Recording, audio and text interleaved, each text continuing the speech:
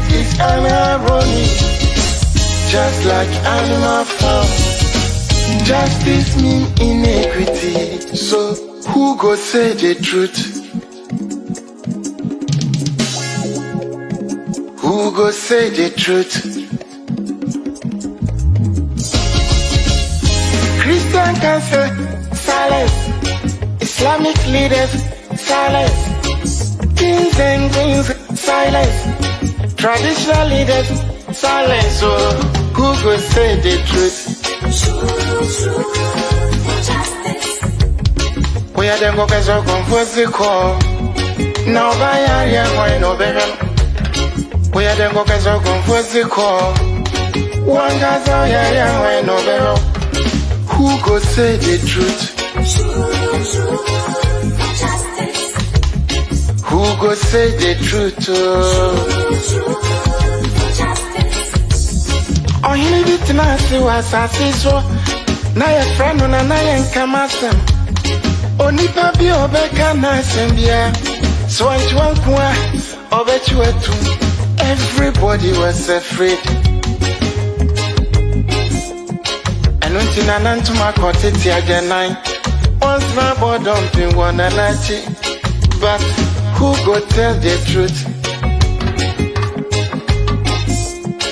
Nanai or say me. Nanso bien person beka wasam because everybody is afraid. Anya safwe muayini. Akuku drofo nyina dalima. Enti who go say the truth? Obiaja konson so to grow jamansa to me biaka kobrafo. Efo anyina ye. Efo wanyina ye. Na so kutrata down na so bidia bako why no keke. Afene fo be manu mo piafo efo ne cross on my mo. Anya safwe mo ayini. Akuku trofo nyina dalima. Enti who go say the truth? Abaya di bote chino. Yedi bi bebo nyande bi. Kachisa udi oma upipi numa. Would your mind never shine my preference? But who go tell the truth? TUC, silence. Even journalists, silence. Oh, then who go say the truth? Right is right. Wrong is wrong. No matter how you justify. You say you wanna get rid of corruption. Someone want to help you. Now the person become your target. Jobless no they mean senseless. Poverty no they mean useless. One day then go resist.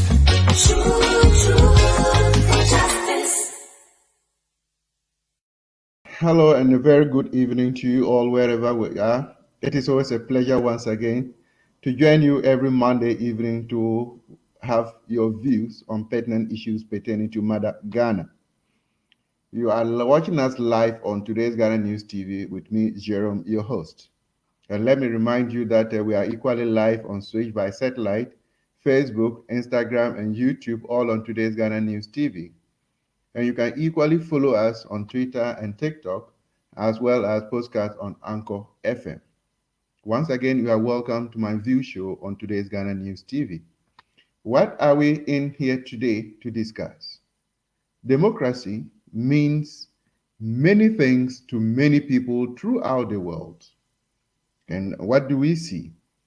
One size doesn't fit all.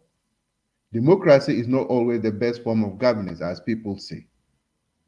So, what are your views? Tonight, we share our views on whether democracy is suitable for Africa. Looking at the case of Ghana and Libya. Ghana, a Western or American democratic rule, as compared to that of Libya with a Russian autocratic ruling system. What is the best for Africa. Stay tuned. When we come back, I would introduce our guest for this evening, and together with all of us, we will share our views on what democracy is all about and its suitability for Africa. Once again, you are welcome to MyView show on today's Ghana News TV.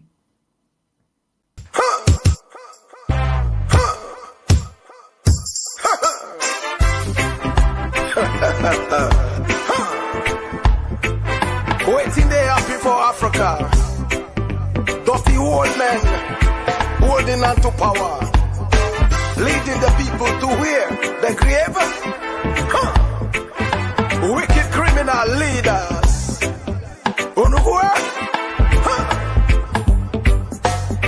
See them a come, them coming like an angel. But them a thief, them no say them a thief. Mr. President, you coming like a savior. But you a thief, you know say you a thief. Thief President, why you thieving so? Thief man, why you thief so? The people they must suffer, but you don't care so. Thief man, why you thief so? I see the people crying every day, yo. They want food, them can't find. I see the youth looking for a job, oh, everywhere, them can't find. Mr. President, him just barely food, oh. Him and the family, they no suffer, oh. Suffer, no poor man they suffer, oh. Suffer, rich man know they suffer. Suffer, no poor man they suffer, oh. Suffer, rich man they suffer, lie. See them a come, they coming like an angel. But them a thief, them no say them a thief. Mr. President, you coming like a savior. But you a thief, you know say you a thief. Thief President, why you thieving so? Thief man, why you thief so? The people they must suffer, but you don't care so. Thief man, why you thief so? Mr. President, why you dey lie so? Before election, you tell me you be angel. When you sick, you run go a London. When we sick, we die for Kolebo. Mr. President, why you wicked so? Tell me how you dey sleep at night, oh. See them a come, they coming like an angel. But them a thief, them no say them a thief. Mr. President, you coming like a savior. But you a thief, you know say you a thief. Thief President, why you thieving so? Thief man, why you thief so? The people they must suffer, but you don't care so. Thief man, why you thief so? This is Mr. Traitor, Mr. President, Master of Sleeping, Mr. Sleepy Dance. This is Mr. Traitor, Mr. President, Master of Sleeping, Mr. Sleepy Dance.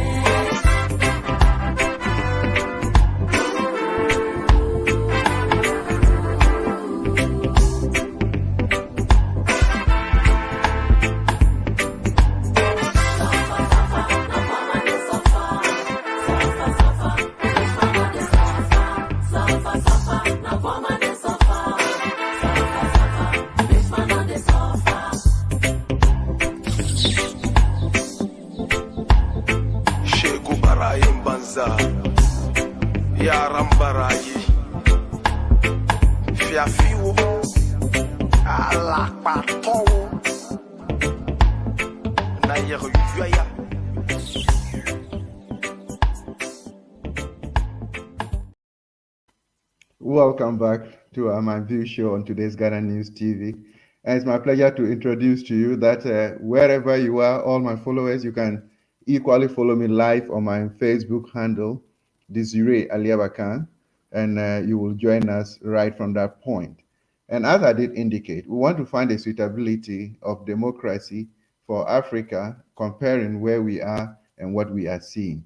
And it's my pleasure to have no other person but a very experienced politician who has a very good knowledge around what is good for us as a country and as a continent, and is the person of no other than Mr. Conrad Damba. Conrad Damba happens to be the former chairman of Milton Keynes branch of NDC and an aspiring chapter chairman for the UK and Ireland chapter. So we're privileged to have him to share his experiences with us. Mr. Damba, you are most welcome to the program. Thank you very much, my brother. Good evening. Great. Good to see your face again after a very long break. My pleasure. My pleasure. Before we go into what this democracy is all about, where I fits one cap fits for every situation, today your party delivered the true state, as we were told, the true state of the nation's address. I think it was delivered by the national chairman of your party, popularly known as General Mosquito. What do we pick home from his the true state of the nation's address? Thank you very much, Jerome, and good evening again to the listeners. I think our chairman general, most of us still get stuck with General Mosquito. He truly presented a real state of the nation address, a very, very grounded state of the nation. Why do I say grounded? Because barely a couple of days ago, President Nanado presented the famous SONA, State of the Nation address. And to most Ghanaians, that was not a State of the Nation address. It was the state of the mind of the president. You know, there's one thing to espouse what you think is in your head, and another thing to actually espouse the experience that is on the ground. And when you talk about state of a nation, you're looking at the nation of Ghana. You're looking at all the people there, their experiences, the record of the government, the actual state, the political state, the economic state. And it was very clear that President Nanado came out to basically say what he wanted his party foot soldiers to hear, rather than espouse the true state of the country as experienced by the people. And so what Chairman General Mosquito did today was to actually, on a very evidence-based path, articulate the real state of the nation, the state of the people from their economic packet. And you see he gave examples, if you like, compare and contrast of the price of a ball of kinky when the NDC handed over to them in by December 2017, 2016, let's be clear, January 7, 2017, and today, the price of a bag of cement, the price of a bag of rice, the price of a bag of maize, which was about 170 Ghana cedis then, and it's about 900 Ghana cedis now. You know, he actually talked about the real economic situation of the people. He talked about corruption and the over-bloated nature of the public purse.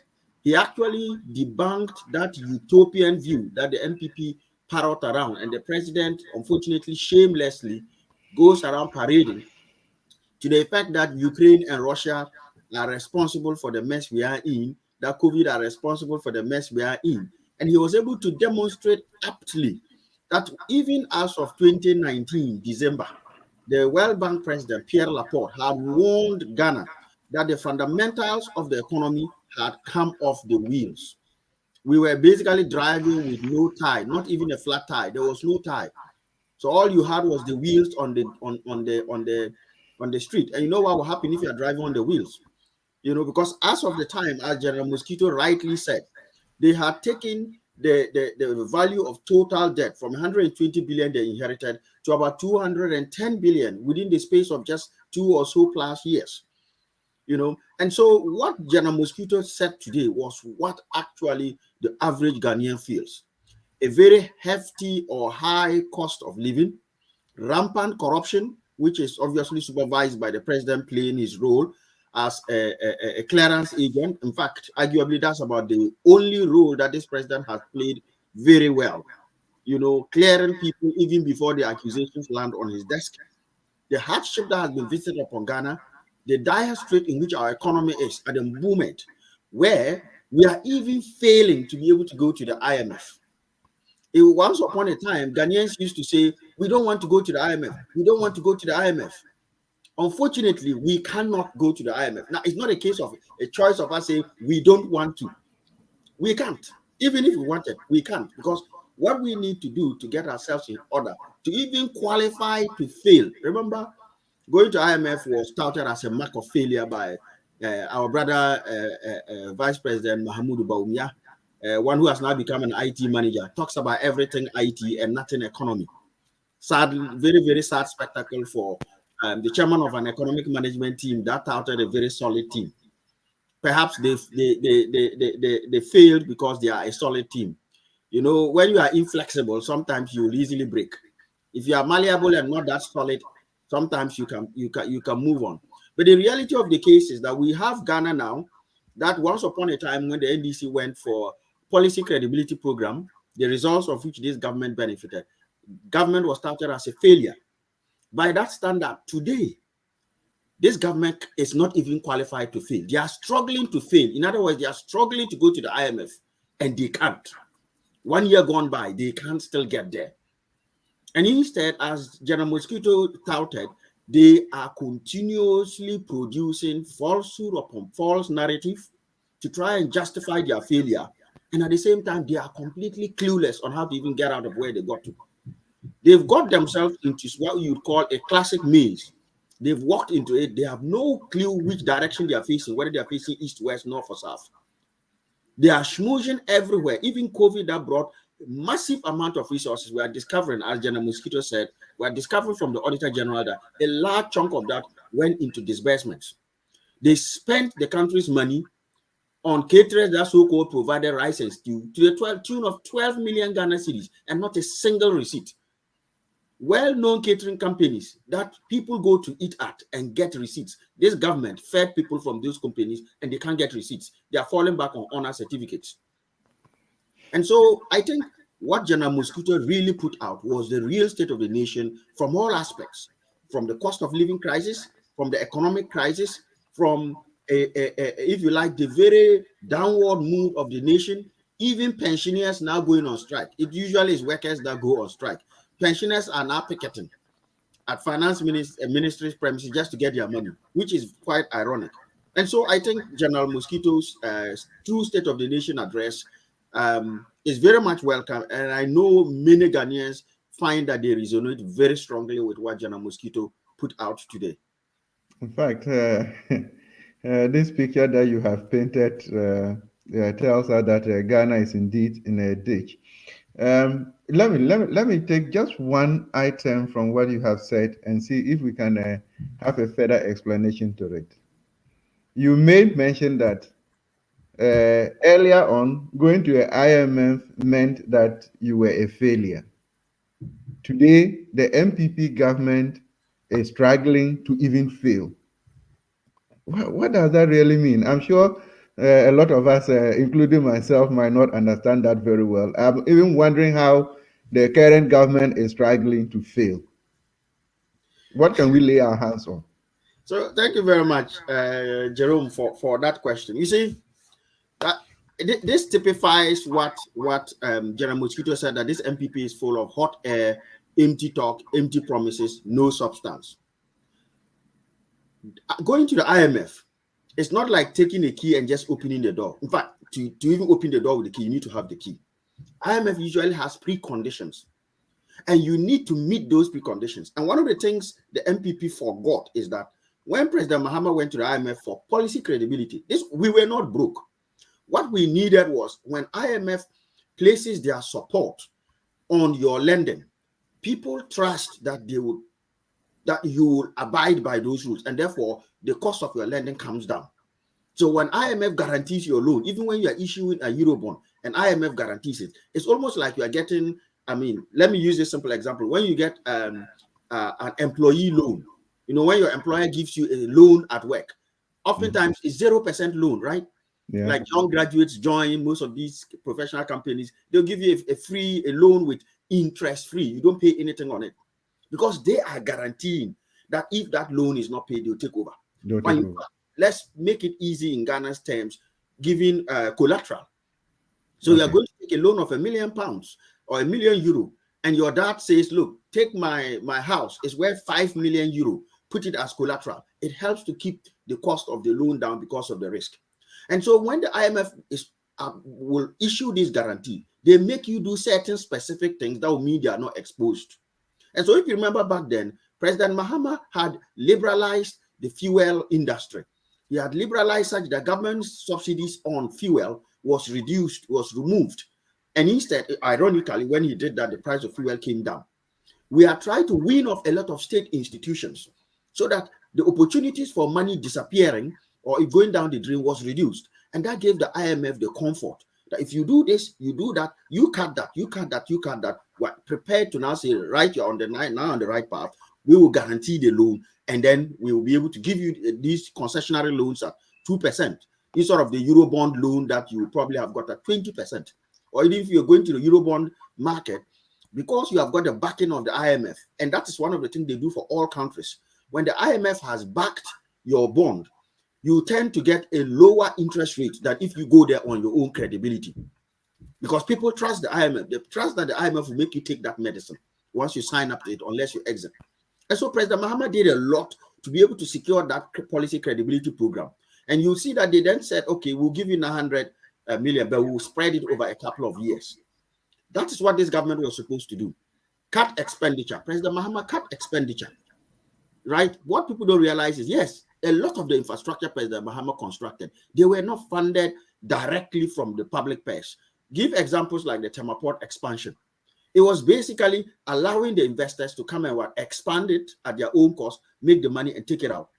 Look at Terminal 3. It didn't hit the government of Ghana debt profile. Look at Ameri. Build, operate, transfer. Come, build it in, run it. As you run, we pay our bills. After 5 years, it's ours. And as we speak today, it's ours. We didn't spend a single peso on any of the generators Ameri brought in.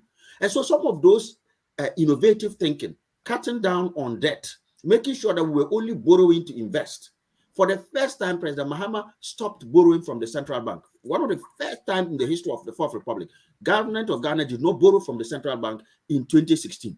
These are the measures that qualified us to go for that IMF program. The MPP did not know that, or pretended not to know that, and claimed that they will transform this country in 18 months. Here we are now. The MPP is struggling to even cut expenditure. The last budget that was read had an increase in the spend for 2023 to the tune of almost 100 billion in excess of what had been spent in 2022. Now, how is this confidence for the IMF to guarantee your loan? You come to me and say, I owe a lot of debt. Help me go and take this loan. And then you guarantee. Then the next thing I know, you have increased the amount you want to spend. And none on investment expenditure or capital expenditure that will bring back returns. Everything on kinky parties. In other words, consumption. That's what I mean by kinky parties.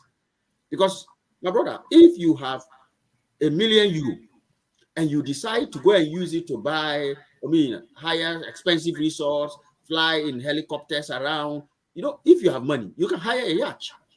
By the time you finish spending that million, other people make money off you.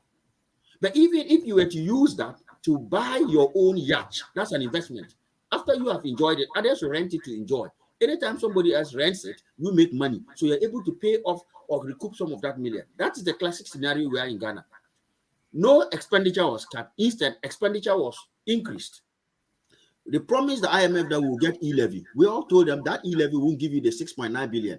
And the IMF, they are not idiots. That is why they won't come and do it for you. They'll say, you say you can do it. Do it, lah. They went there, it crashed. So now the e-levy is back. We promised we won't go to IMF. In the end, we went back to the same small boys we said we will not take the economy to. We are in the hands of those small boys. And the problem we have now is whether it's lack of political will or an inability to be economically intelligent. Sadly, our government has been unable to cut its coat according to its cloth. It doesn't have enough cloth, but it wants to sew batakari. What it should be sewing is slim fit. But the man wants to do big batakari fugu so that he can swim in it when the cloth he has can only sew slim fit. And so the IMF is basically waiting. They've been waiting for us years from when President Mahama said go. We said we won't go. Now we are in the room. They told us to go and do it. And even the preconditions we need to be able to qualify for the failure of the IMF, we can't. It's like somebody can write the exam and fail. You are not even qualified to write the exam. That is the hard spectacle we are in. I'm sure if we continue on this tangent, it will be a disaster for the MPP and the government of the day. And our topic we might not even go into it. But now that even brings up, because it's all part of the system of governance that we are experiencing. And today we want to look at this issue of democracy. We want to look at the origins of democracy, because we all understand that it started in France after the French Revolution, We where these aristocrats devised their plan to make people feel that or to think that they put them on power. But where and when this democracy actually became a system of rule, I think we have to take a second look at it. What's your opinion on this issue of democracy? Does it fit one cup fit all? Thank you very much, Jerome. You see, from tracing democracy to the ancient days in Greece, because the word democracy, demos, cracy, basically people's rule. It started in your ancient Athenian so-called democracy, where they actually even almost anticipated, or if you like, started to practice some form of citywide democracy where everybody had the right to come to the city hall and cast their vote for any particular issue, any policy, and all the elections. And of course, people learned a lot. That's why you see in Greece, there are many, you see Greek philosophers, for example, who tell you, I don't know whether it's Plato or Aristotle, who tells you that the price that the wise pay for refusing to engage in politics is that they get to be ruled by fools. Because there's certain emotionalism in it. If you have a whole pact with all of us being emotional, you see what's going to happen. And then it went through various stages where some people felt, look, this person is not quite there, so they don't need to have that suffrage, and so on and so forth. But in modern democratic terms, of course, Europe went through feudalism, where one man owns a whole big village. All of you there, you work for him. You can, if he serves the king and he takes care of his area, forms of, if you like, monarchy. Europe went through that a lot until, gradually the Americans have almost taken democracy as their preserve and sought to export it to others. Now, the key thing is there are two schools of thought on this. They are not too, in my view, they are not too different from each other. One of the most seminal definitions of democracy is by the great Abraham Lincoln, one of the greatest presidents of the United States, where he says that democracy is government of the people, for the people, and by the people. We often rattle those words out, but we don't actually stop to think about what exactly they mean. It is saying the government has to be of the people, and that's why colonialism could never be democracy, because it's not of us. When the white man is ruling us or somebody else is ruling us, that is definitely not of us. And I guess that even means neocolonialism, as Osagyefo Nkrumah touted it, is not democracy. Where neocolonialism effectively is, we have a government that we are purported to have chosen in name, government in name only, but they are being effectively pulled by somebody else in metropolitan Europe or metropolitan America. And so when you have one country influence the politics of another country to put in a government that the people, without deception, without any coercion, would not necessarily have chosen, that for me is not democracy, because it's not by those people. It may be of those people, they are one of us, but they are effectively puppets. And sadly, we will have a lot of those puppets in Africa today, which we can go to. But for me, one of the key things of his definition was the third one, for the people. A government, whether elected or not, that is for the people, typifies democracy. And when you say for the people, what do you mean? Now, effectively, if I'm for you, I'm for your welfare, not against you. So if you have a government elected in that sees that the rights of the people, the welfare of the people is in the left-hand corner, and this government decides I'm going to the right-hand corner, clearly they are not for the people, they are going against the people. And that explains why a lot of democratic experiments in Africa or elsewhere in the developing world often start with a lot of hope, a lot of enthusiasm, and then they fizzle out. The classic case in modern times of Guinea, where Alpha Conde had been in opposition for decades, and everybody said this is the most decent person. He is known to opposition so much that if he gets democracy, he will never let go. Well, the military junta handed over. As soon as he came for his one term, he knew he was not supposed to. What did he do? He departed from the people. What happened? They lapsed right back to where they were. That's a classic example. But the breaking down of this whole mantra of government for the people, by the people, and of the people is arguably summarized. I don't remember her name, a scholar who basically said, look, there is no single approach to democracy. And let's note that, no single approach, because we will come to that. He says that democracy She says that democracy is basically a commitment to certain institutions. She keeps it simple, a commitment to certain institutions. Okay. She starts by saying there is no single approach. And that is why, if you go by that definition, we can argue, is China not a democracy? Now, what are those institutions she talks about? It talks about rule of law as one of the first things. A commitment to rule of law, not rule of the powerful or the rule of the connected or rule of anarchy. So when you have a system like ours in Ghana, where if I'm in the political corridors, I can take your land. If you want, go to the court. Even the Supreme Court can rule in your favor. But you can have your ruling, I will have my way. Arguably, you are asking whether that is a democracy, because the rule of law has to be paramount. She talks about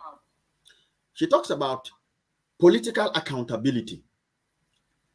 The people that are elected must be accountable to the people. That is, for me, one of the key things. And again, this links back to the whole definition of government what? For the people. Because if you have politicians that are not accountable to the people, that cannot be democracy. It may be a government of the people, by the people, but not for the people, because you're not accountable to them. And in a certain sense, I don't want to reduce it to Ghana today, but you can see that what's happening in Ghana is typified, taking off some of these things. There's no rule of law in Ghana. That's the reality of the case. Those days when people had the right to demonstrate and could actually march into Flagstaff House under President Mahama, including the likes of our current finance minister, and demonstrate and get away with it, that was rule of law. When people could take the government to the Supreme Court and stop constitutional reform for 2 years in a row, I'm talking about Professor Kuku Azar taking the Constitutional Review and Implementation Committee to the Supreme Court, which took almost a year and a half. Everybody knew we wanted that constitutional reform, but the government did not interfere. The government allowed it to take its long course until about late 2016. That is an example of rule of law. When you have people demonstrate and the government responded, that is an example of the rule of law. Look at the FIFA Brazil World Cup scandal where people spoke, heads rolled. That was in response. Our own sister, who talked about becoming a millionaire in a short while, Victoria Hammer. She was fired. That was response to the sentiment of the people. Arguably, she wasn't found guilty of any crime. She didn't go through due process. But that's an example of that. The reverse is what we have today, where you accuse, and what happens, the person is not only cleared, but given another next rank to go up there and do more. You can argue, is that political accountability? Now, for me, one of the key things, there are a few other things she talks about. She talks about development of a civic culture. I will touch on that and I come to the key one. And then freedom of speech. Now, we do know that today's Ghana is similar to Idi Amin's Uganda back in the day, where Idi Amin said, you can have freedom of speech, but not necessarily freedom after speech. That is precisely what is happening in Ghana today. If you're a businessman and you condemn the government on anything, forget about your business. Even a member of parliament or a ruling government begins to complain. The moment he's attacking government, VRA officials are hounding his business. Don't even think about it if you're an NDC person. They said NDC contractors, your money will rot. That is true. Their money have rotted. Exactly. You are guaranteed freedom of speech, but not the freedom after speech. Now, that is pervasive across Africa. And in democracies that are like a ghostly democracy, if I must say, because you should tolerate that freedom of speech. Once upon a time, we had a situation where, in the days of Nkrumah, people who were actively bombing him from Kulungugu to Accra Sports Stadium, the rule of law took its course. They were not gagged. In the case of President Mahama, if you want to write down how many people insulted President Mahama and got away with it scot-free, how many people lied and got away scot-free, then you realize that that is the kind that you can call a democracy. And so most of us automatically say, no, you can't tolerate this. And we'll come to why can't we tolerate it in Africa? Why can't we tolerate it? Yeah. In a bit. Development of a civic culture. For me, that is very key. And that will probably be one of the main ingredients that needs to be put into this mix of governance we have in Africa to call it a democracy. Because you see, when you talk about government for the people have to be able to say what they want and what they don't want. And there is no better organization than a civic society to do that, because their purpose is spearheading and advocating the interest of the people against the powerful governments, companies, corporate institutions, and other powerful entities. So whether it's a political civic organization, an economic civic organization, an environmental civic organization crusading against galamsey, or indeed a press, the fourth realm of the estate, a press-based civic organization, they should be tolerated. Their views should be taken into account. And that is why, for example, again, I keep using recent examples. Under President Mahama, I'm sure it will interest most people to know, if you don't know, that Jean Mensa, the current EC, was a part of that constitutional review committee, the one for which Dr. Atuguba, now Professor Atuguba, was executive secretary. Please check it out. Everybody knew her husband, Dr. Jean Mensa, of IEA fame, pure MPP, one of the founding members. She was executive director of IEA. There was no prize for guessing that she was not a fan of the NDC or the government. And now, of course, the posterity, as JM said, will judge. Posterity is judging her. You can see her colors. She was included in the Constitutional Review Committee, just as other people who were, I won't mention too many names, were linked to the then government. That is because IEA as a civic think tank was allowed to flourish, allowed to contribute to the discourse. Unfortunately, in Africa today, and Ghana specific, because we are all Ghanaians, you don't see that. In a civic society which speaks, you'll be very lucky. At best, you will be attacked, right? You probably see some brown envelopes come your way. If you stand steadfast in the face of those brown envelopes, you will have attacks coming your way. If you're a journalist and you speak at the risk of going down the path of Ahmed Swale. It was only a few days ago, last week, where we had a very ridiculous judgment where someone who sacrifices their life and their time and their safety and security to bring truth, and have done it for years, from the days of the late President Atta Mills through President Mahama, all the way through here, so much so well, to the extent that the current president, when he was an opposition leader, promised to use that person's name as a principal, the announced principal. This person goes into a case where he is suing someone for defamation or someone having done something to him, and comes out of that court being sentenced. So I'm going there to sue you. You should be found guilty or not guilty, right? You haven't placed a charge on me. I get in there and the judge turns the whole thing now and now makes me the defendant, and you are the one who is what? That's a classic example of African what? Democracy in quotes. And this helps to explain why you don't have a strong democracy in Africa, because governments do not tolerate civic societies. Of course, government will sprout its own civic societies.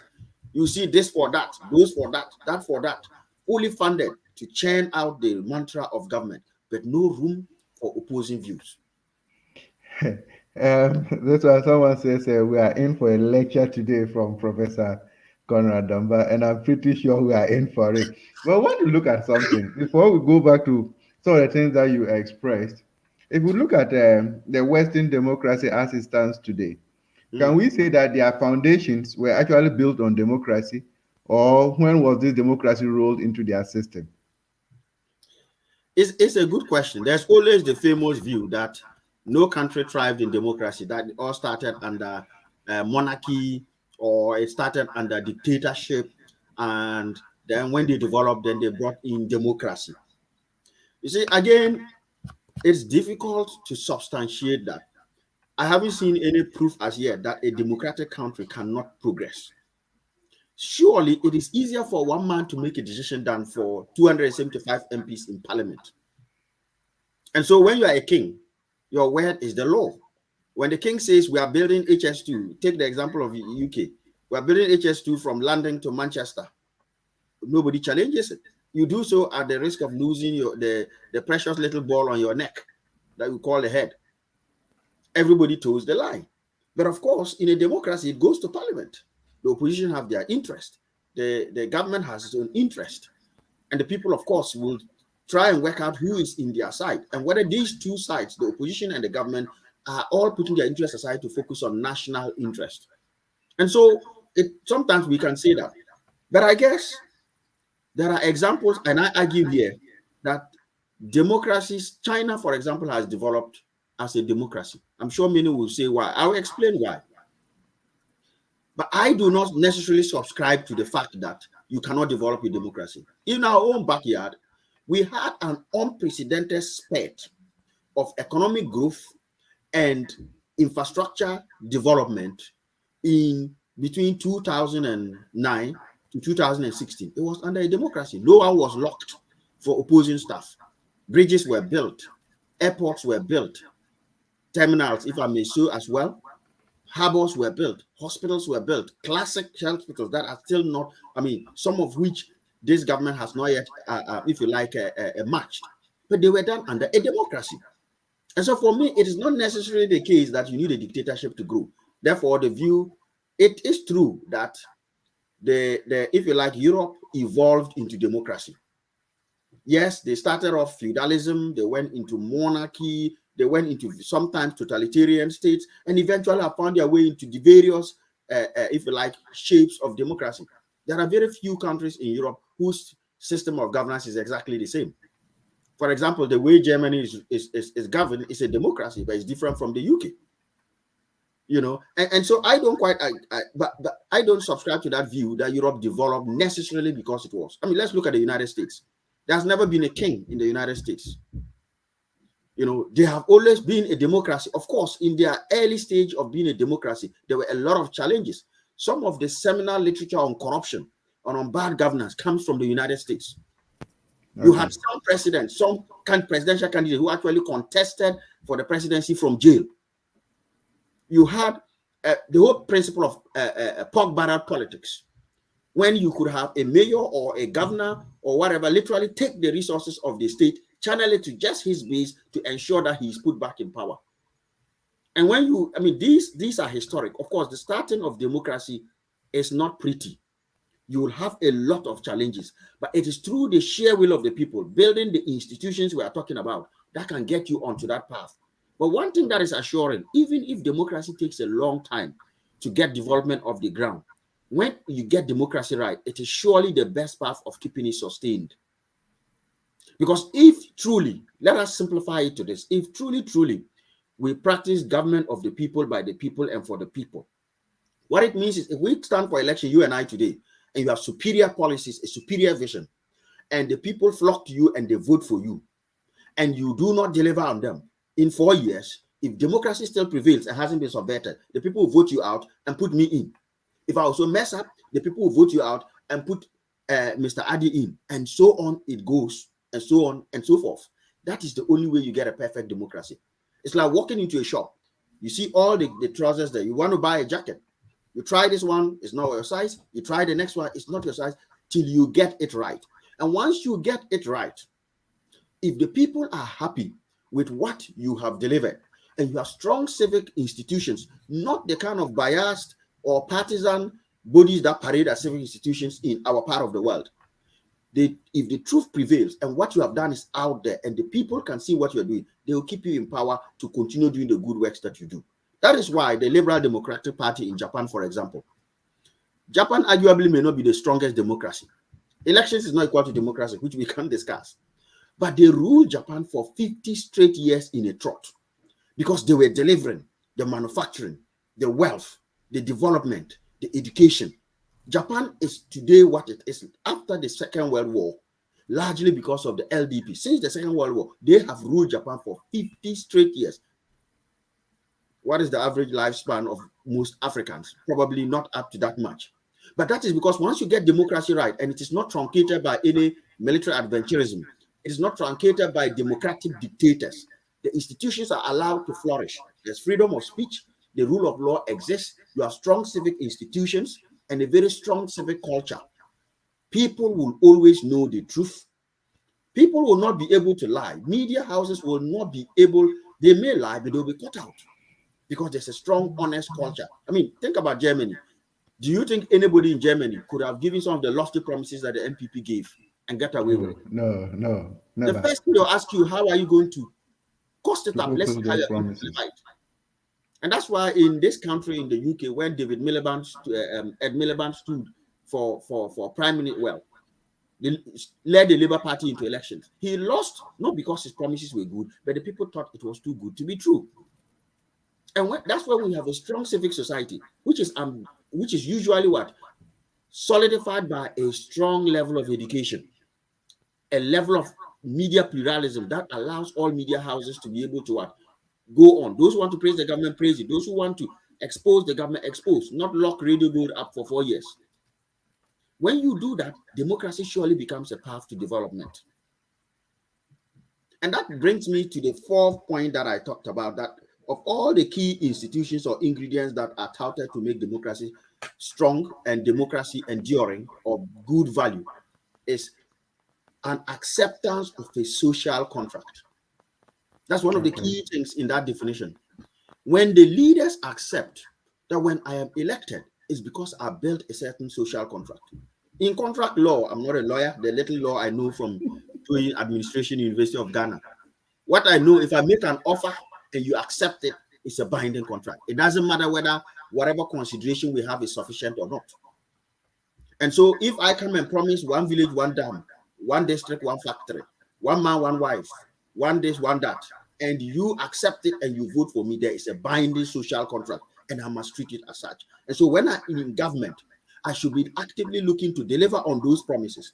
If I am unable to deliver on those promises, I must be able to convince you that I can't deliver, but those promises, with the benefit of hindsight, will be deleterious to your welfare.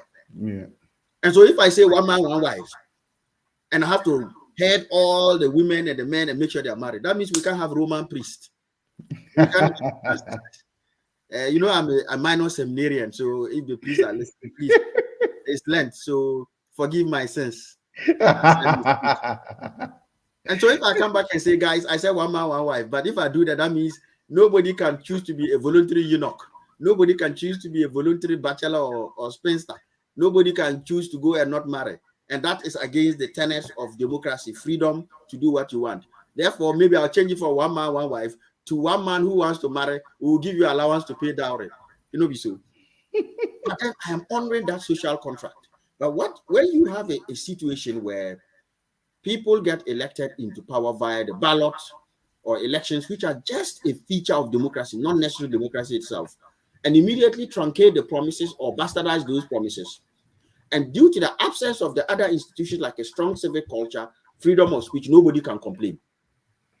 You build in a certain rigging of democracy, and it no longer becomes democracy, it becomes something else. And that is even worse than going to the ballot box. And this is where I will bring in the principle of China before we come into Africa. Arguably, we've talked. Hold on with that one. What I want us to do is I want to take the comments from our followers. Then we have Dr. Nee who also wants to call in from America. Then we'll come to your principles and then we see. Thank you. So take a bit of water and then let's see what we have here. I think today, Patricia has been our first follower. I say, greetings, Doc, and your guest, Patricia. We're grateful you're part of us. That comes after, she comes, Patience Darko comes after her. It says, good evening and watching from Hamburg, Germany. Patience, we are grateful. Mavis says, a point of correction, please. The true state of the nation address is by the NDC and not General Mosquito. Watching you on YouTube from Portugal. Yeah, that Mavis, you are quite right. We said that the true state of the nation address by the NDC delivered by the general, by the national chairman. That is why General Mosquito's name came up so often. Comrade Malik Dramani Mahama says, greetings, Ndaumine from Jamaica Road. Oh, now I didn't know the Jamaica Road on the platform was always referring to you. Okay, we are grateful you are part of the show this evening. Bob once again says, Comrade Damba is doing justice to the program. He is the only man in the diaspora who is taking the MPP by the horn, watching from St. Petersburg, Russia. Wonderful. Conrad, you are doing a great job. Ose Superior says, good evening, comrades, watching from Barcelona. Ose, we are grateful you are part of the show this evening. Befi once again says, wow, today is my first day of listening to this man. He's very knowledgeable and precise on point, watching from Paris, France. From point, we are grateful that you are enjoying the lecture by Comrade Damba. Brimpon says, tonight we are in the classroom learning a lot from this prof. From this Prof. Conrad Damba. He is more than qualified to lead the NDC at all levels. Wonderful commendation, Brimpon. Nanata Fremu, greetings from totally northern region. We are enjoying the program. This man should step up, should set up a communication training school. I'm pretty sure he has to do that for your party, the NDC. I pray so. Kunti Nana, watching on YouTube from Poland. Kunti, we're grateful to you. Comrade Umar Dennis is watching us live from Bielefeld. He says, good evening, fellow Comrade Jerome and his guest, Comrade Damba. Marvelous analysis from Comrade Conrad. Keep the flame burning. Kudos to my able GS. We are very grateful, Vice, for joining us this evening. So far, we're looking at the suitability of democracy for Africa, looking at Ghana and Libya. But as it stands now, we're going to take a commercial break, just a little musical interlude, and then we'll connect Dr. Ni Dodo from America so that he expresses his view as well. So, producer, if you have a little short interlude, can you introduce that for us? Thank you.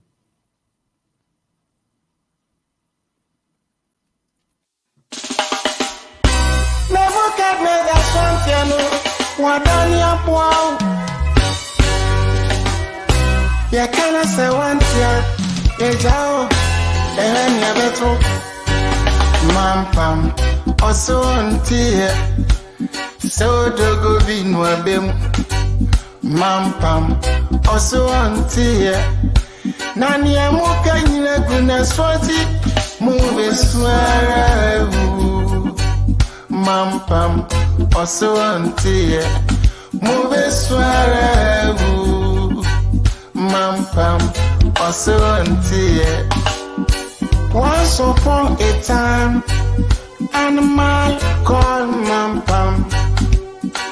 Any king where them go bring him. Mampam said that king know the force. Iga was a king. Mampam said he know the force. Elephant come. Mampam, some better than you. The peaceful creature panda. Mampam said I want to know the force. Lion became a king. Mampam said I want be the worst ever. Monsomeria. Mampam now become a king. All the crawling animals. Everybody become minister. Ya turn your color TV. Ya dibia so black and white. Radi Yesu didn't. I say amen. Amen. And it just someone back where I say today Ghana News TV. Yet the evening Tribune newspaper aba abonting. Newspaper we aba abonting every Wednesday and remember. Na year release until Thursday anopa bia sa newspaper yi unsa beka bi na man mu nsam ne wo ha ne wo amanone ne hia ehun hia sa wo bete no afa dwen no wasi di na ye ama wo evening Tribune ye de brew na said ye be ya wo so benya bi akenkan wo hunu ne ye koso ewo nyamesom mu ewo amanyosem mu ewo abrabom na amanone niema esisi wo ho nyina no wo so watumi akenkan na watumi ehunu ne ye ko wasi gina ye ede amount no nti bomodin say every Thursday anopa bia eno na ya project ede ato screen so fefefe no the evening Tribune eno nti bomodin say every Thursday anopa bia obeko ba bia ye ton newspapers na wakwa akope bia ton ukona ne oton newspaper no won fa bia ka say hey newspaper apa ebie amanfo adwene mu na dan ahintasem edi no eno na mepe bi ato no kore fine enye ne a ye kwotworo bibi ato so wo bra ye hunu dan ye nte da ye newspaper editors no ebodjuma na wode no kore na eye adwuma eno nti na ma renfi every Thursday morning ukokugina baby e ton newspaper baby a oman mu baby a hwehwedi anya sa na wafko social media line so oko Today Ghana News TV ye page ni so a unsabe kan bi ho na no so kwa na ye page no na wa subscribe ho na wa like na wo share na wo boa ema adwuma no so etumpo no awade nyankopon wo nhira wo na ma wakoma so ade nyina embre mu o magye nkwa Yesu dine mu o gye so a mepe amen. Amen. Bio no mame enchi. Wonderful. Welcome back for our commercial break, and we are live on Today's Ghana News TV looking at democracy, and we're saying that democracy one size doesn't fit all. We are privileged this evening to have our senior resource person, Dr. Ni Dodo from America. He wants to share his view on our topic this evening. Dr. Dodo, you are most welcome to the program. Thank you very much, Jerome. And such an interesting program. I was listening to Conrad. Conrad, congratulations for the wisdom that you espoused in your submission. And I'm very happy to contribute to this very interesting debate on democracy. Great. We want to once you follow that up to this point, we want to find out what is your stake on what we are looking at. One size doesn't fit all. Do you agree with us, or what are your weights? Thank you very much.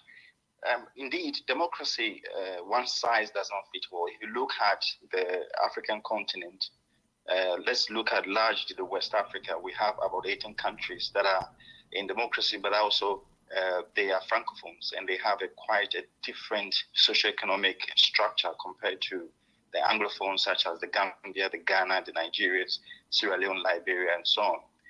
And therefore, the way you apply democracy in West Africa will differ in these different contexts. We also have countries that are largely Muslim and countries that are largely Christian, and therefore they also juxtapose democracy on them. You tend to have you need to have some subtlety in terms of how you apply that. If you look at the northern part of Africa, it has its own challenges and different structure. The same applies to East and Southern Africa. Now, when I interrogate this question, democracy, and agreeing that one size does not fit all, I also want to beg one question. If one size does not fit all, then what is the essence of democracy? Let's start from the basics. In 1957, when we had independence and we're negotiating from the British colony, our negotiation was the assumption that we're going to inherit whatever form of government they have. And at the time, arguably, you could say that is also democracy. And fast forward from 1957 to 66, we had coup d'etat between 66 all the way to the 80s. There are incessant coup d'etat, and they will call it the dark days of Africa. West Africa indeed. And the dark days were so called because we had a lot of coup d'etats all around West Africa and deposing what the government, the people at the time were pushing against, which is the form of government which we then call democracy. And then in the 90s, we then have a renewed form of democracy that came through. And this democracy was so defined to us as the government of the people, by the people, and for the people. Now, in this definition, there are three connotations which actually underscore the essence of the people. And therefore, when we are talking about democracy, we have to look at what does it mean to the people. How does it translate power to the people, and how can the people that is supposed to hold the power, govern the power, actually use the power to benefit their ends. And therefore, that is what it is when we talk about democracy. That democracy must be useful to the people. It must provide a context or an enabling framework for the people to meet their needs and aspirations. And therefore, any democracy that cannot achieve this in the true sense of the word is not democracy. But as Conrad said, when you look at the issue of democracy, it speaks also with another terminology, which is governance. Now, governance is just a management of affairs, of institutions, of resources, and of how the institution and resources can be manipulated to meet the needs of the government. And the needs of the government are actually the human rights of the people. So whichever way you look at it, the people is placed at the center of everything. And today, I remember a conversation having with Flag Bearer JM when we're talking about the Ghana we want, that I post forward this point that it has to be people-centric. If it is not, then you are not going to get the Ghana we want. Yeah. And therefore, the point I'm making here is that whilst democracy is not a nature of governance that should be one size fits all, it necessarily has to put the people at the center of it. And therefore, I would want to make certain submission to contribute to the conversation. That rather it is important for us, therefore, to look at more of the principles that should govern our democracy and how it relates to our benefit. The first principle is that it has to be equitable. Every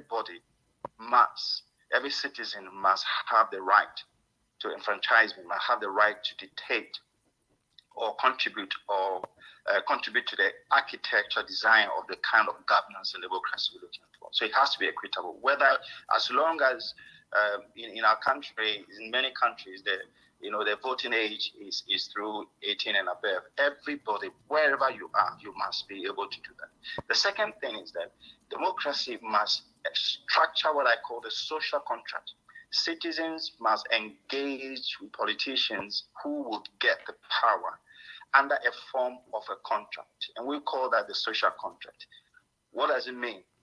What is this member of parliament going to deliver to us in ways that meet our needs and aspirations? Mm-hmm. If you are a president, what are you going to deliver to us such that the person who is most vulnerable and very much in abject poverty in the very remotest parts of Ghana can say that if I'm able to vote for this president, he will be able to create a context that, in spite of where I am, the remotest part of the country, however abject poverty that country is stricken is, I will be able to dream and meet my dream because I'm a Ghanaian citizen. And I think this is, and the third point is that the leaders would account to the population of the use of the power and of the use of their resources. And the fourth, the leaders must rule with the people in ways that the people themselves will contribute to the meaningful governance that is required. And I think these four principles are what I didn't hear when Conrad started, but these four areas, when you look at countries like Japan, even countries like China that you talked about, who are not necessarily implementing democracy, that they agree on these parameters. In other words, it is not really the fact that you apply the true sense of democracy that matters. What really matters is how you incorporate the principles of governance to achieve what I call good governance.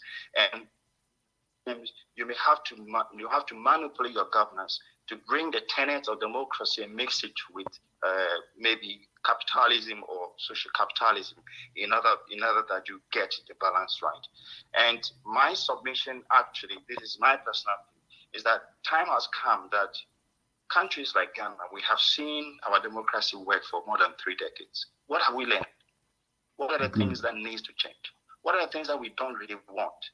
How can we structure a context where the things that we want out of good governance is what will prevail, so that we'll be able to take our country to the next level? And I think in 2024, we have come to that crossroad where we can ask those tough questions. How did we get where we are with these so-called democracy that we've had, which has created a context where some people have become richer and richer, and some people have become poorer and poorer, some people have become more powerful and powerful, and others have become less powerful, and created a context where we don't really trust our leaders, we don't really trust our institutions of governance. And so we need to be able to come back and reflect and say, okay, what went wrong and how do we correct it? Over to you. Wonderful submission, Dr. Nee. We are very grateful for your contribution to this evening's discussion. I'm pretty sure that the next time we'll only not take in your contribution, but we'll put you on together with the others, and then we can have a very fruitful discussion, and we'll let a lot of more people have a good understanding of where we are in terms of our democracy, because there's a lot of school of thought that is going around that goes around, which states that probably not a single Western nation was a democracy at the time of its economic development, and it is not until a stable economy was achieved that democracy probably came to be a system of rule. I don't know how we'll be able to make a comparison with that of Ghana and Africa and the other developing nations, but I think this will need more time for a greater discussion. But can you have a little take on it? Yes, I think that every country has evolved. One of the things that sometimes we forget is that every nation is a nation that is built over a period of time. So the Ghana in the 1800s, Ghana existed, well, as a nation. Maybe we're not called Ghana, but as a nation, or as a geographical entity that has boundaries of power and relations of communities and social power within its structure. It existed, and therefore the birthing the nation Ghana, when we got it in 1957, was an inheritance of a certain structure that we continued up to now. And so, over time, your character of your nationhood will change over time. And this is why I think that every now and then it is important that as every nation will reflect on the principles and the values that constitute the formation or the foundation of that nation. In fact, Jerome, one of the things that I had wished that Ghana would do every year is that on our 5th 1957, on our 6th Independence Day, it will become a moment. We can take 2 to 3 days of reflection and say, okay, what are the accountability mechanisms that we have put in place for those who are in power to deliver to us and tell us what they've done? So we should be able to create a context where we can reflect what is it that makes us Ghana? How far are we in promoting our norms, characteristics, and the things that make us uniquely Ghanaians? To what extent are our power relations working for us? Are our MPs delivering for us? And so on. If we're able to do these things, then we will not have a situation where you have the holders of power, MPs, DC, and so on, being in government for 4 years and never hear from them. Sure. But we will constantly be able to interrogate whether they're actually doing things for us. Because there's a sense of responsibility that comes along with being a holder of power. If you're an MP, you must understand the things of the constituency. There are many discussions on the floor of Parliament that concerns your constituency. And if you don't talk about it, then why should we vote for you again? Perfect. Things like that. So I think citizens need to really get to that point. And I remember in our days when we were growing up, we used to sing patriotic songs that reminds us of our contribution to the nation. We are all involved.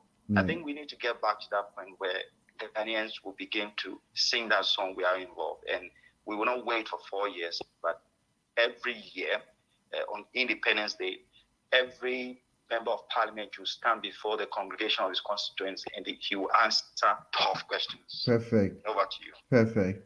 That's a wonderful submission from Dr. Dodo. Doc, I think you made a very good point when you said in 2024, Ghana will be at a crossroads that we have to ask ourselves questions where we have been, where we have reached, and where we want to go.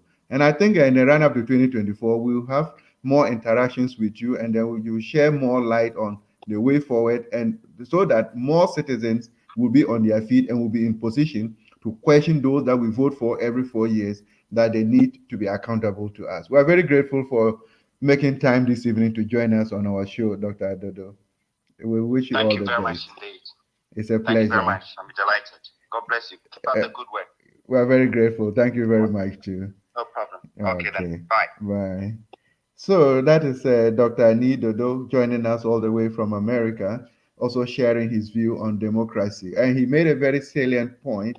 In going forward, we need to be on our feet. We need to do a reflection on where we are, especially during our independence celebrations, where we have come from, where we have reached, and where we want to go. It is very necessary. And it tells you and I that we need to take our elected representatives responsible. We need to question them day in and day out. And if they are not in position to be accountable to us, then there's no need sending them back.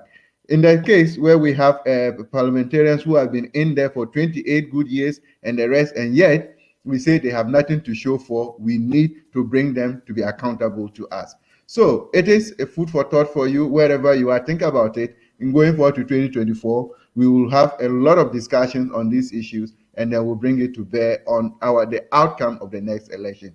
Don't forget, I still have Conrad, my comrade Damba on the show. And Connie, there is a question here that I think you will go into it, because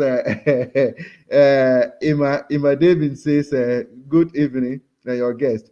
Based on your guest analysis of the 4-year term democracy, which votes in and out non-performing governments, would you say that between the NDC and the MPP, these alternating governments have been able to make any significant impact or differences worth noting?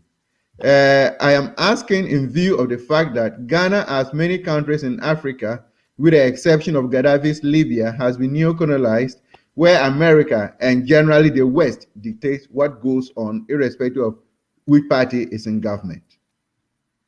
This is a concern of Emma Davins. Thank you very much, Jerome. And I think that question or concern has got a few points in it. It basically touches on the length of office or tenure of office, 4 years, 4 years. It touches on neocolonialism, which I talked about earlier, basically saying, look, and Nkrumah diagnosed this very well. You can have independence in name only. We have governments in name only in Africa in the main. As long as those governments are being controlled and they are puppets, then technically you do not have a democracy. And of course, Western countries would always, I mean, everybody wants to be able to have some influence on their neighbor. If your neighbor has got a good loan, you want to have friendship with them or some influence so that you can really sit and enjoy it. Of course, sometimes your neighbor may want to take what is yours as well. And so the point there is, I can see the point she makes, and it's solid. You cannot have a democracy where it is not the people's will that is done. The social contract is not respected, as Dr. Dodo indicated. Remember, I brought in, I said for me, the acceptance of the social contract was the most key element, one of the key principles. And so when you, that social contract is broken, when you have outside forces controlling, you know, in a certain sense, you have a lot of so-called democracies in Africa. Before they even decide they are going to do something, they have to consult their masters in quotes out somewhere. That is not necessarily democracy. To the point of the 4-year term, and I think that was a point I wanted to correct. I mean, I wanted to comment on. So I'm glad that she's given me the opportunity. You see, in the true sense of democracy, tenure, I mean, putting a sunset clause on tenure is not necessarily what would give you good governance. If we go back to the point I made and the point Dr. Dodo emphasized, the key ingredient in democracy is that it is for the people. It delivers on the social contract, the needs of the people. And that's, you remember when I made that contribution, I said, look, if you win on your mandate and you deliver it, the people will give you another term. You deliver, they give you another term, you deliver. So you see the 4-year cycle as a checking point, rather than, oh, these ones have been there for long, throw them out. If you have a pair of shoes, your favorite Gucci shoes, they serve you well, very comfortable. Will you say these shoes are now 2 years? Even though they are fine, they are comfortable, no problem. I just have to throw them out and get new ones because they've been in my house for too long. And this is where you talk about tenure. Look, you have had governments. Yes, sometimes some governments can, in a short while, can deliver so much. And then becomes a tragedy when they are thrown out. The classic case of Ghana in 2016, when they were thrown out, not because of any facts, but because on rumor mongering. And that's one of the flip sides of democracy. But then we live to learn. Because you then learn that, now we know. As your intro song comes, we go and sell our color TV and we're looking for what? Black and white. Black and white. Whose friend, Prosper Poyere, former communication officer for Upper West Region, will say, we go and sell our pregnant goods and go and buy an infertile or what do you call it, a sterile he-goat. But if you look at democracy across the world, again, the principle of one size fits all doesn't work. It's not always a single approach. You have the classic case, and I'll use it as a classic case of President Mahama, who in 4 years has done what other governments in combined 8 years could not do. Solve doomsday, massive infrastructure development, at the same time making sure that the economy didn't go to the wall. Secured the highest ever growth rate for Ghana, and in fact across the globe in 2011, 14%. It didn't take 30 years to do that. And so when you look at that argument, the argument comes that it is not the number of years in the life, but the amount of life in the years. Sure. From that perspective. On the flip side, you look at Singapore, and I'll use Singapore to explain. Singapore developed with Lee Kuan Yew as prime minister for almost 30 years. He was a prime minister and an MP for his constituency solidly for 30 years. And that is where sometimes, yes, it makes sense that the more time you have, if you are doing it right, You are able to embed it. And 30 years is almost like a whole generation. Those who were born when he was prime minister, by the time he was out, all they ever knew was him, the principles, the strict discipline, the rule of law. You go in there, the law says if you bring in cocaine, you are going to jail or you get your neck chopped. That's what's happening. No connection. You're not getting out of this. You know, the principle of, yes, a strong civic society, a strong, adherence to delivering for the people. And Singapore, I mean, by far, you wouldn't call them a Caucasian nation. That's what we say, a white nation. They are Asians, culture similar to Africa, you know, but he was able to divide. And so, again, Gaddafi came through a coup. Arguably, the things he did in the period he was in power, I'm sure some Libyans look back now with nostalgia. And so the question you ask is, should it take long? Now, if you answer by saying, no, everybody should be 4 years, then you risk what happened in Ghana in 2016, where a solid government, if you had continued what happened from 2012 to 2016, Ghana would have been somewhere else now. Equally, if we then say, okay, then let's allow them to all stay forever, then you have a case where Nana Addo has messed this country up. Imagine he's there forever. What will be left after another 10 years, if not 5 years? There will be no country left. In 6 years, he has brought this country to his knees in an unprecedented manner. So what that suggests to me is that we shouldn't be more fixated on how many years we give each government. Yes, the checkpoint should be there, whether it's 4 years, 5-year checkpoint. But if a government is delivering, there should be no sunset clause on their ability to rule. Because if they're doing the right thing, we encourage them and they continue doing the right thing. The moment they start doing the wrong thing, we come together with the institutions, we take them out. It will serve as a deterrent to the next person. That is how democracy will work. And that's why in this country, there's no sunset clause on how you can become a prime minister. Angela Merkel, he could carry on as long as he has the confidence of his party and the people. That is the basic principle. Not say, oh, this man is delivering, he's taking up all the boxes, he's very good. But okay, his 4 years is up, so go. Let's, even if it's the devil that's the alternative, let's bring them in. Then that doesn't go in line with the principles of democracy. Oh, Comrade Damba, I think this issue of democracy is a topic that definitely this our 1 hour system cannot allow us to digest it fully and get a very good point on the ground. But fortunately for us, we are in the month of March, which is our Independence Month. So we'll definitely have to repeat it, and then we will look at it once again, because there are several questions from Davins on this comparison and other things, so that we can look at it again. It is something that people have to look at it, because back home in Ghana, people are just interested in voting for somebody because the person probably comes from my area and not because the person is performing and all that. So I think we will have to come back again and have another discussion on it. But for now, I think everybody up there is very delighted with the delivery this evening.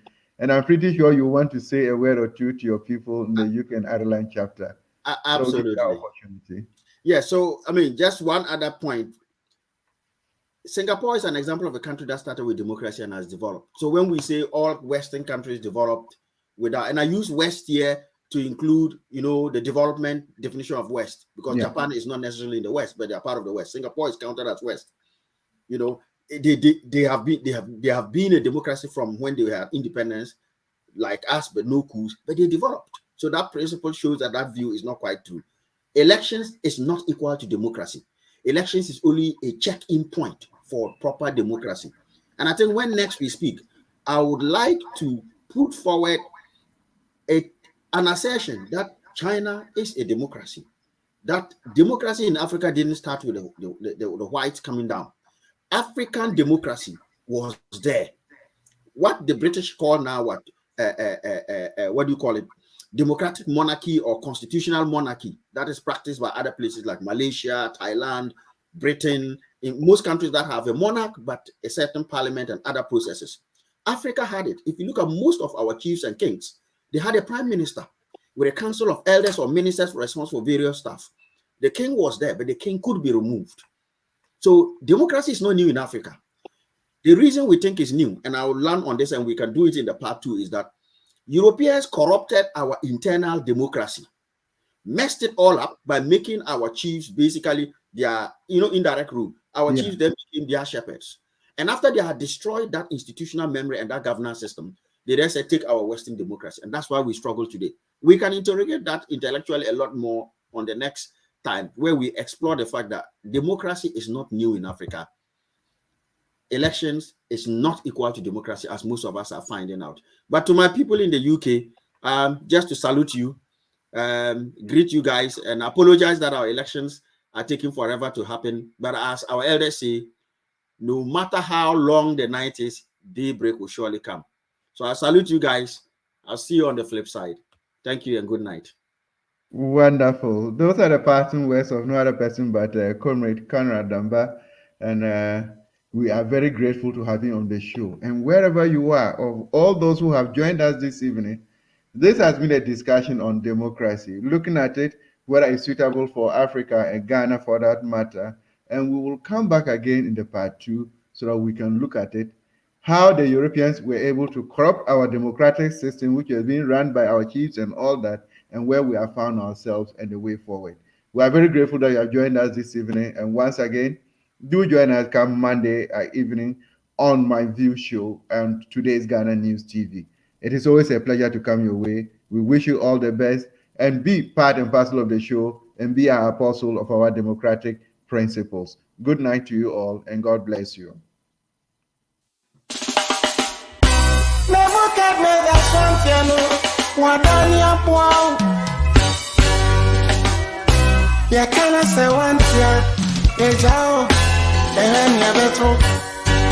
Mampam also untie so dogo binwa bem mampam also untie nani amuka nyina